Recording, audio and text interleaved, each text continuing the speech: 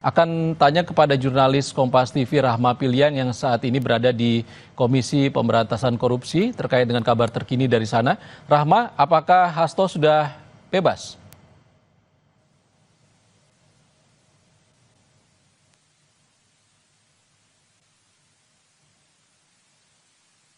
Rahma?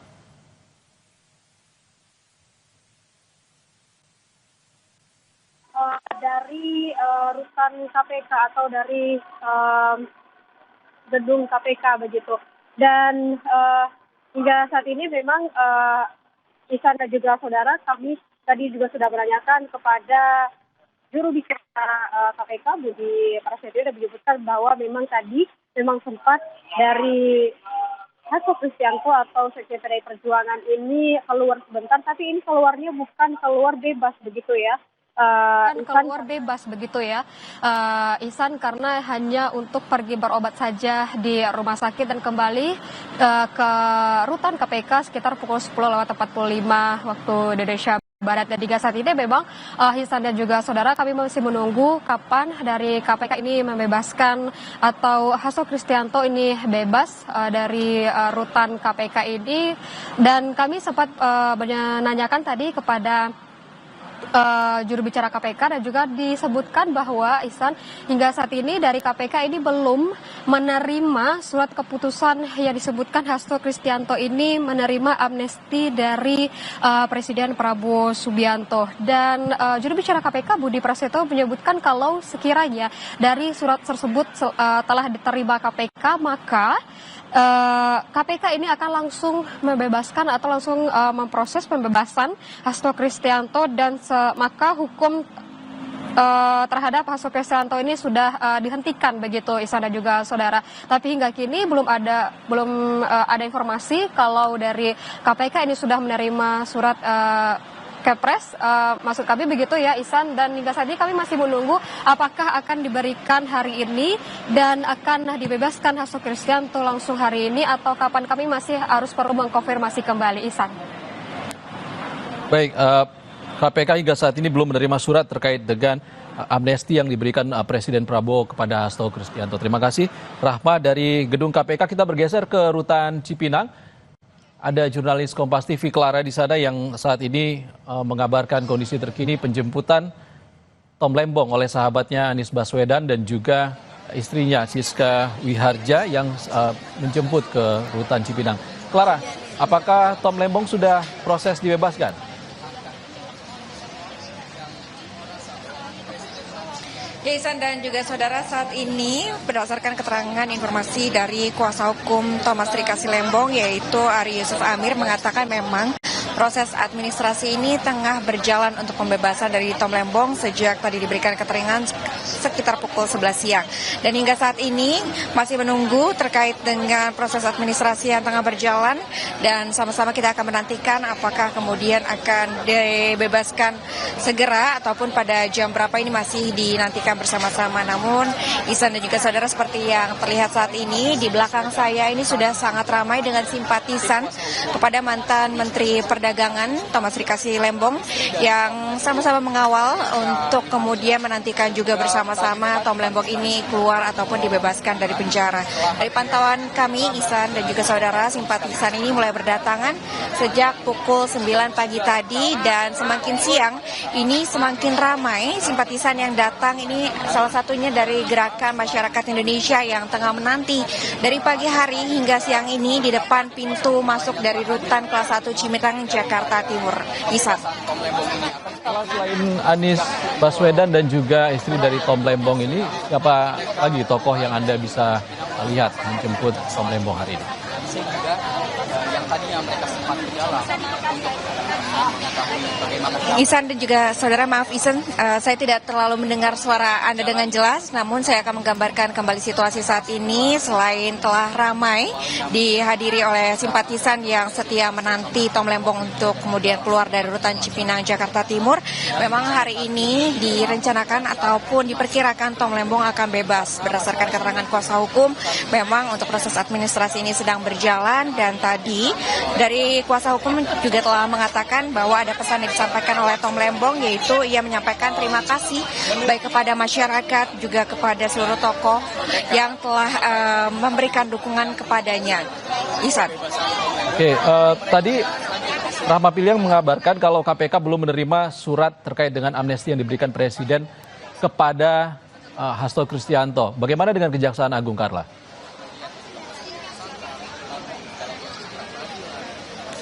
Untuk saat ini berdasarkan keterangan dari kuasa hukum, memang surat keterangan Presiden terkait dengan abolisi untuk Thomas Trikasi Lembong ini masih dinantikan. Memang tadi penjelasannya diperkirakan siang ini surat tersebut akan turun dan juga akan ditandatangani sehingga Thomas Trikasi Lembong ini dapat kemudian keluar dari rutan Cipinang, Jakarta Timur.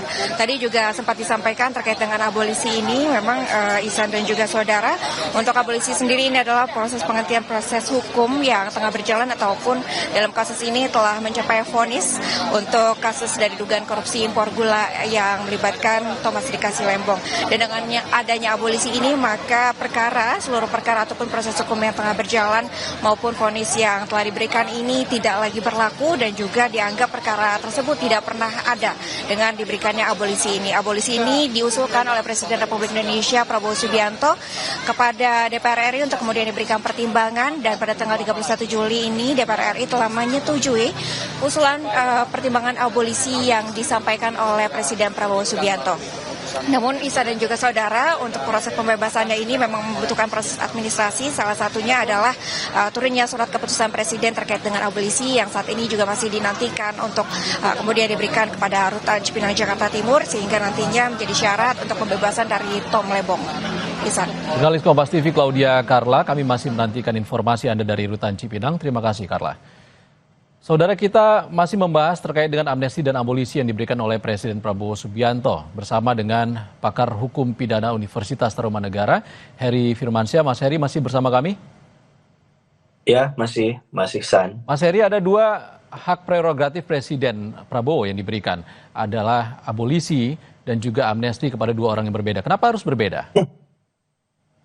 Ya, memang ada dua, bahkan ada gerasi ya dalam hak prerogatif Presiden itu ya. Kalau tadi sudah dijelaskan, saya dengar tadi sudah cukup padat ya, bahwa bicara tentang abolisi itu berarti proses penghentian penuntutan terhadap perkara itu dihentikan secara keseluruhan gitu ya. Sedangkan amnesti lebih kepada akibat hukum yang dihentikan. Nah, kalau amnesti ini bisa saja ketika orang itu sudah menerima vonis ataupun kemudian dia masih mau mengajukan upaya hukum lainnya ke depan gitu.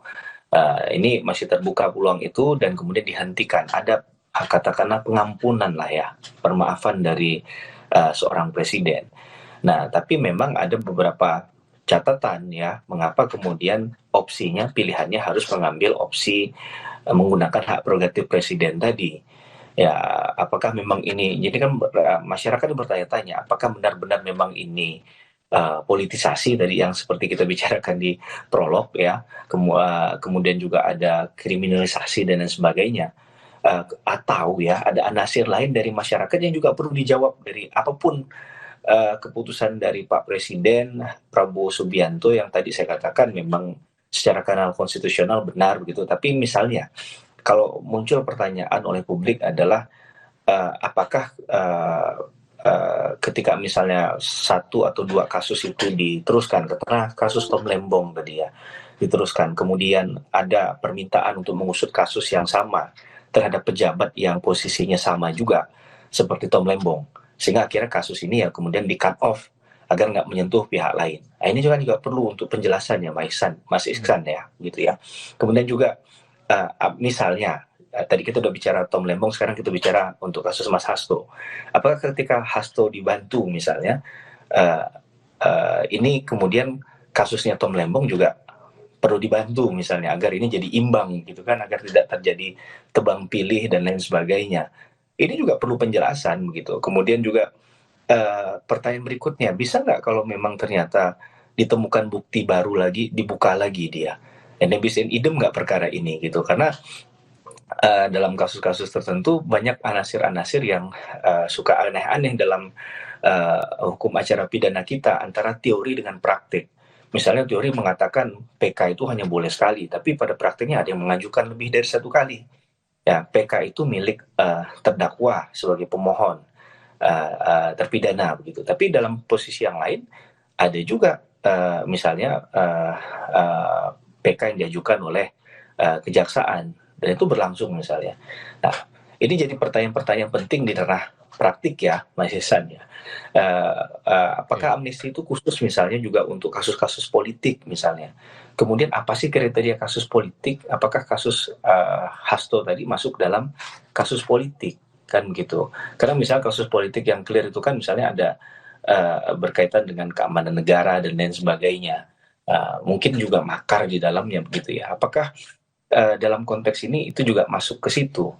Kita pernah ingat memang ada kasus penggunaan yang kasus non politis lah di kasus Baik Nuril kalau saya nggak salah dulu ya, berapa tahun yang silam itu Pak Joko Widodo juga pernah menggunakan opsi hak prerogatifnya berupa amnesti, pengampunan tadi.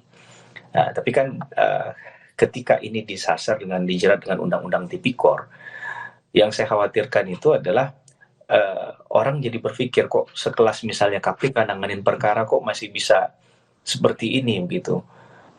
Ini juga berimbas pada kasus-kasus yang ditangani oleh Kejaksaan Agung maupun KPK di perkara-perkara yang lain juga. Jadi harapan kita apapun yang diambil langkahnya itu adalah jalan terbaik ya. Memang itu putusan terbaik. Memang nggak bisa menyenangkan setiap orang begitu. Dan tentu ini pasti membahagiakan sekali buat Tom Lembong dan keluarga begitu ya, dan juga Mas Hasto dan keluarga begitu kan. Tapi di sisi yang lain masih banyak juga yang sebenarnya celah atau lubang yang ditemukan dalam pendekatan kebijakan ini ya, yang perlu dijelaskan pemerintah.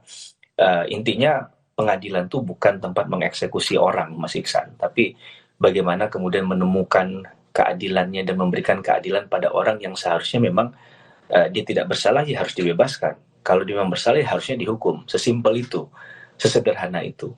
Nah, tapi dalam kasus ini kan sudah berbulan-bulan prosesnya ya. Kita tahu bahkan kasus Harun Masiku itu udah dibicarakan udah lama, Mas Iksan. Dan munculnya nama Hasto juga udah lama didengungkan begitu. Kemudian ini kan anti klimaks kali nih. Ya, ini saya rasa juga perlu pemerintah mungkin memberikan penjelasan ya, narasi-narasi yang jelas agar masyarakat juga tercerdaskan dan yakin bahwa memang ke depan bukan hanya untuk Tom Lembong dan juga Hasto saja, abolisi dan amnesti itu terbuka lebar, bahkan secara cepat diproses begitu ya kan, nggak lama dari putusan ini ya Mas Ihsan ya. Kemudian ada proses surat presiden dibuat, diterima oleh DPR, dibahas, dan mungkin sebentar lagi akan keluar produk hukumnya berupa keputusan presiden. Yang kita inginkan adalah adanya justice for all saja, ya, keadilan itu bagi semua, gitu. Bukan hanya untuk segelintir, untuk satu atau kelompok orang, karena punya akses ke sana misalnya. Kalau saya dari sisi netral melihat itu dan tidak berusaha untuk lebih jauh mengkritisi bahwa bukan benar atau tidak, tapi hal-hal yang mungkin saja muncul ya dari konteks masyarakat inilah yang saya rasa perlu untuk mendapatkan hak hukumnya ya, informasi yang tepat, yang sesuai ya, mengapa kemudian pilihan-pilihan tadi dilakukan gitu, karena kasusnya sudah menyita perhatian publik sudah terlalu lama begitu ya. Kasus ini bahkan di beberapa stasiun TV kan disiarkan secara eksklusif begitu Mas Iksan. Oke, hal-hal yang kemungkinan muncul itu tadi Anda katakan, baik kasus yang menimpa Tom Lembong maupun Hasto ini masih bergulir, ada proses banding di sana, ada juga penyidikan ataupun pengejaran terhadap buron Harun Masiku di kasus yang menimpa Hasto. Anda melihatnya bagaimana ini untuk ke depannya? Itu yang benar Mas Ihsan sampaikan, itu adalah silang sengkarut ke depannya. Jadi jangan sampai kita hanya melihat fase ini saja bahwa ini selesai begitu. Bahwa benar di kasusnya Harun Masiku harus bagaimana kemudian? Apakah kemudian dipisah akhirnya dipilah-pilih hanya Harun Masiku saja yang nanti akhirnya diproses misalnya di pengadilan kan? Mumpung ini juga di orangnya belum ketemu kan? Nah, ini bagaimana tanggung jawab untuk perkara berikutnya? Saya rasa juga perlu penjelasan ya dari pihak yang menangani perkara ini. Apakah nanti setelah dipelajari misalnya keputusan presidennya ataupun surat dari ataupun apapun lah bentuk produk yang disampaikan kepada masing-masing instansi yang menangani perkara ini, ya dia harus ada penjelasan kepada publik bagaimana terhadap hal ini gitu. Apakah kemudian kasusnya akan diteruskan atau ditutup demi hukum misalnya. Karena agak tidak adil juga, ada beberapa pihak yang dikenai tindakan, dikenai pertanggungjawaban pidana, tapi di sisi yang lain ada orang yang tidak. Kalau dalam konsep pasal misalnya menggunakan pasal penyertaan, pasal 55 KUHP, deleming, ya satu bersalah bisa saja yang lain menjadi bersalah juga, satu tidak bersalah, yang lain juga menjadi tidak bersalah. Kan itu saya rasa lebih fair ya menilai, karena dianggap dalam satu berkas itu, dalam satu perkara mereka bersama-sama melakukan satu tindak pidana, kan begitu. Itu yang saya rasa perlu untuk mengapa tadi kita selalu mengatakan ini perlu dijelaskan ke publik. Memang tadi udah kita sampaikan berkali-kali, ini hak prerogatif nggak bisa dilawan sebenarnya. Kalau kita ditanya bagaimana tentang hak prerogatif, ya hak prerogatif begitu. Baik. Apa yang mau dikatakan tentang hak prerogatif, tapi penggunaan terhadap hak prerogatif ini kan memang harus hati-hati, karena tetap bagaimanapun dia tidak berdiri sendiri, tidak bisa mandiri secara ultimate begitu ya.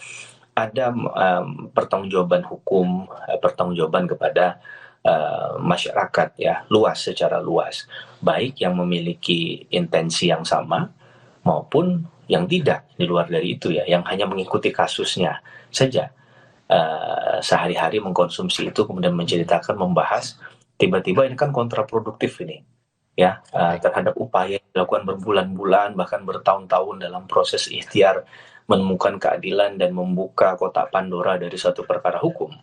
Nah, ini menurut saya jadi catatan penting ya bagi dikeluarkannya amnesti dan abolisi di perkara Tom Lembong. Dan siapa yang harus menjelaskan ini semua? Apakah instansi hukum atau DPR kah? Jangan dijawab dulu Mas Heri, nanti kita kembali lagi usai jeda. Baik.